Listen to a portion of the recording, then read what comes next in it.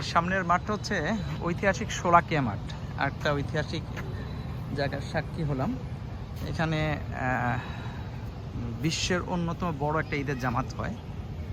বিভিন্ন ধরনের জনশ্রুতি মিথ এখানে আছে, ওগুলো দিকে গেলাম না, কারণ ওগুলি হচ্ছে গিয়ে ইসলামের সাথে সম্পর্কিত না এখানে। বাট এটা একটা বিশাল জামাত হয় এবং বাংলাদেশের বিভিন্ন প্রান্ত থেকে এবং অনেকে বলে যে বিদেশ থেকেও, ইন্ডিয়া থেকেও কিছু কিছু লোক আসে এখানে এই ঈদের জামাতে অংশগ্রহণ করার জন্য। তো মাঠটা বিশাল, তবে যতটা বিশাল মনে করছিলাম ঠিক অতটা বিশাল না।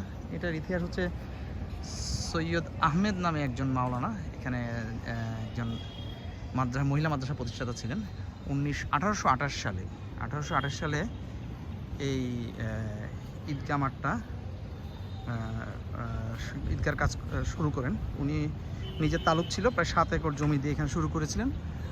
পরবর্তী 1950 সালে আরেকজন জমিদার এখানে, উনিও আরও 4.5 একর জমির মতো দান করেন এখানে। এই শোলাকিয়া নামে অনেকগুলো মিথ বা প্রচলন আছে। তার মধ্যে একটা প্রচলন হচ্ছে এই এলাকায় প্রচুর শোলা পাওয়া যেত। শোলা বলতে একজন ঘাস জাতীয় গাছ, এগুলোর জন্য শোলাকিয়ার মাঠ বলা হয়। আরেকটা প্রচলন হচ্ছে